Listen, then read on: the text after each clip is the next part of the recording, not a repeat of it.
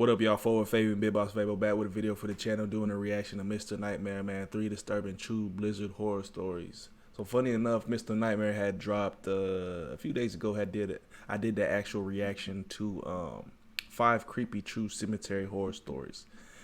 Streamed it about nine days ago. I did a live stream to it, and that video had a paid promotion for a video game. And he was pretty much including clips from the game in between stories and drawing a connection to the story to actually what you're able to do in this video game he was promoting. And I ain't gonna lie, I wasn't a huge fan of how he kind of curated that video. And message was heard because Mr. Nightmare actually put a public message out to his fans, supporters, mentioning how he caught wind of the feedback and pretty much how people wasn't satisfied with the way he had created that video. So I mean, he took it and he pretty much said that he was going to re-release a new video just to pretty much in appreciation for the fans, you know what I'm saying?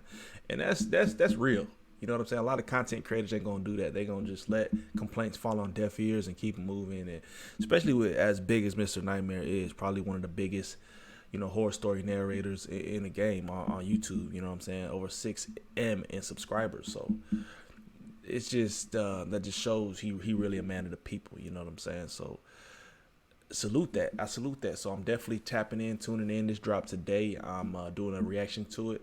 And this is Blizzard horror stories. He even put a Blizzard themed video on the first day of spring. How about the ironic timing? Yeah, so let's get into this video, man. Check out my Mr. Nightmare playlist. I got several videos and reactions to Mr. Nightmare. Link provided in the description as well as pinned in the comment section down below. Scared.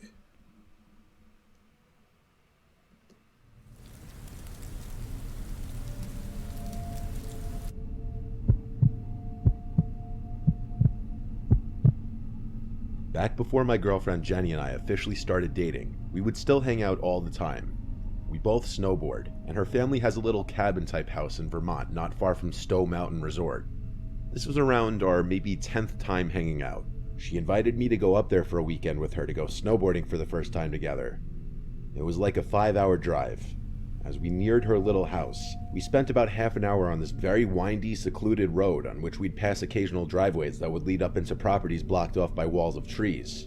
We were way up there in the mountains. The sight of other cars by this point was something to behold. It really felt like we were alone up there. A lot of the drive... Once again, bro, I think there's there's another story I did.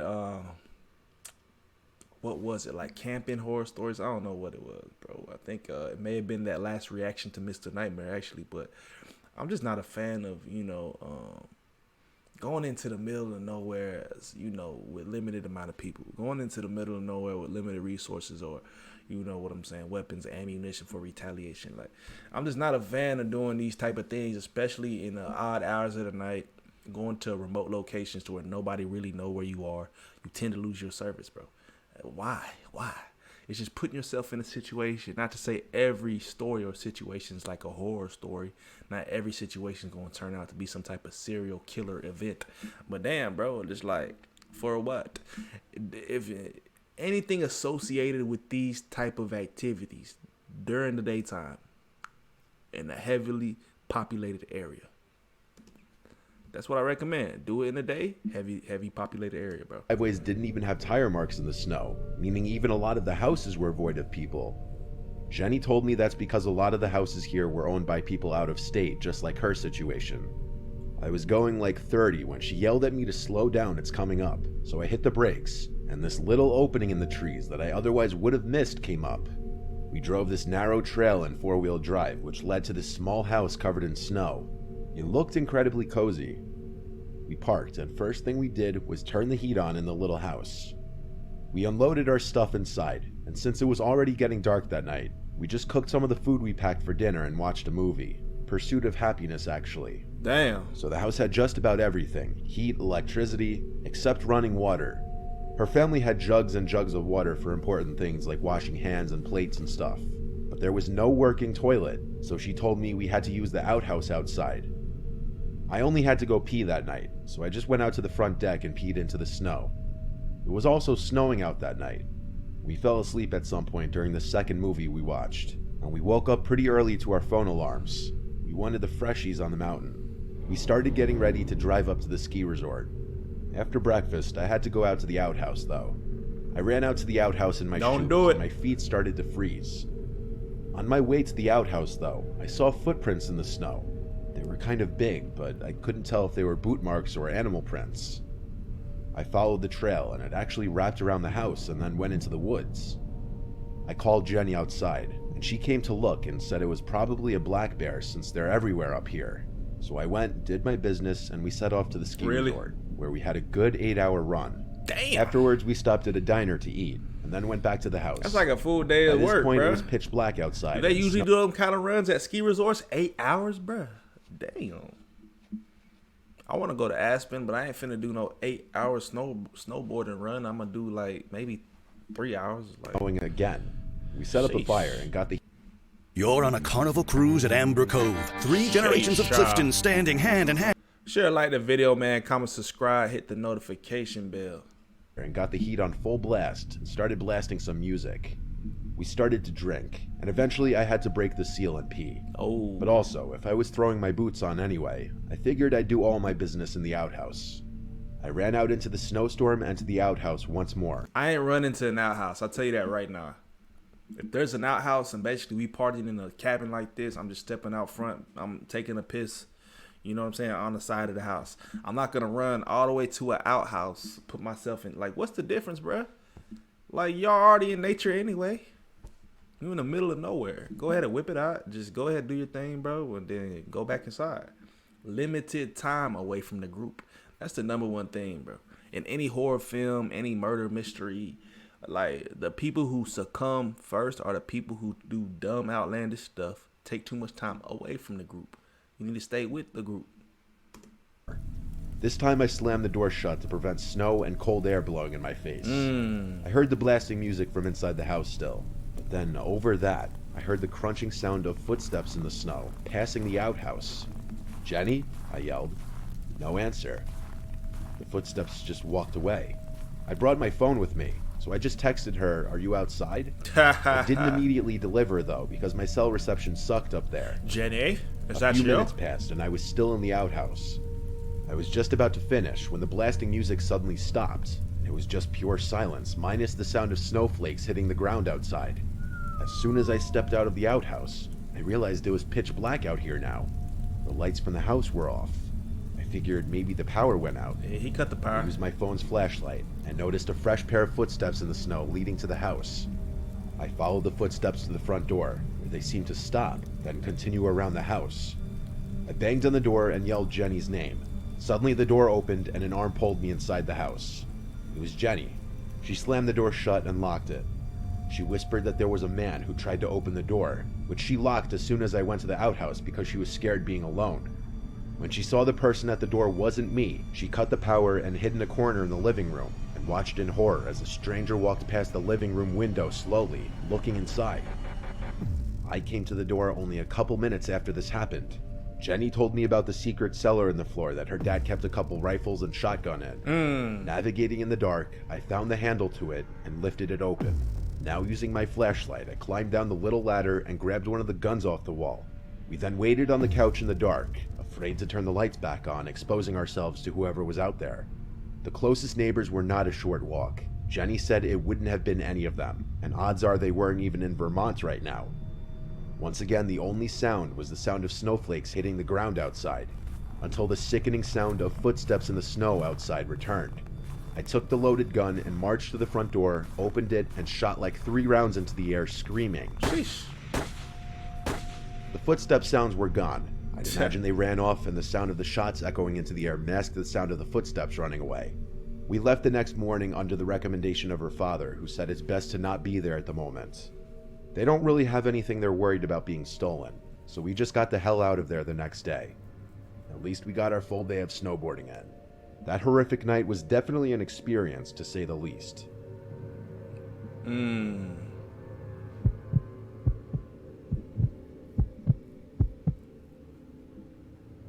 I live in England, and for others who live here, you may remember it snowed quite a lot in the winter of 2018. I used to love the snow, but after what happened, I'm no longer a fan of it. My immediate family was going to visit extended family in Cornwall for the weekend. Cornwall? I didn't want to go. I don't get along with them You a very well corn and would ball? much rather have stayed at home, so I faked an illness. I wasn't expecting it to work, but it did. They went without me and left me in charge of the house, which I was fine with. For the record, I was 16, so it's not like they were being irresponsible. Saturday was great. I went on my computer, watched Netflix, and played in the snow with my dog for a bit. She loves the snow more than anything. That evening, I was just finishing up a mission on Call of Duty World War II when I started to get hungry. The house is full of food, but mostly food that takes a lot of effort to prepare. I decided to go to the fish and chip shop in the village. By now, it was getting dark outside and the snow had stopped falling, but it had gotten really deep. I grabbed a tenner and crammed it into my pocket before pulling on a coat and heading outside. Tenner. The route I take involves going down a tree-lined snicket that has a few street lamps for light before coming out near the main road where the chippy is. The chippy. By the time I got there, it was dark out. Bruh, if you got don't some use chips, it, stop battered using all sausage. this British slang, bro. They don't know what none of this means. I used to live out in the UK, and I still don't know what none of these. Like, what are you talking about? He said, I grabbed me a chippy, and I grabbed me a. Bro, what does that mean? And started to head back home. I was halfway down the snicket clutching my meal when I heard it. In the trees just to my right, a twig snapped. My head whipped around, but I couldn't see anything. My heart was racing, but I tried to convince myself it was just an animal. Until I heard it again. 2 snaps in rapid succession. Now I was scared. I began to walk home fast, and I forgot about what was coming up. The last section of the snicket, which was almost pitch black. Sheesh. The bulb in the street lamp had blown months ago, and the council couldn't be bothered to fix it. I sighed with frustration and worry, and carried on walking before I heard it. The continuous sound of twigs breaking stopped for a moment, before being replaced by crunching. I stopped and turned around, and my heart stopped. I could see a black figure silhouetted by the lamp further down the snicket, a black figure who was running straight at me. The I hell? turned around and full-on sprinted through the snow. I burst out of the snicket and ran to my house, which was only about 10 meters away. I got my keys out as I was running, and I jammed them into the lock as soon as I was close enough. I threw myself into the house and slammed the door shut behind me, locking it. I looked out of the door window and saw nothing. The streets were deserted. It wouldn't be that bad if it ended there, but it didn't. Paranoia kept me up late, and close to midnight, the dog started making a racket, barking and scratching at the back door. I knew deep down what she was barking at, but I didn't want to believe it.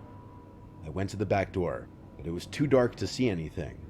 I steeled my nerves and flicked the light switch to once again see nothing. The back garden was empty. I dragged the dog away from the door and went back to watching TV, but something was nagging me. I couldn't think what it was. The back garden was undisturbed apart from my footsteps leading up to the back door. Trust your When I intuition, came my boy. home, that's when it hit me. I came in the front door.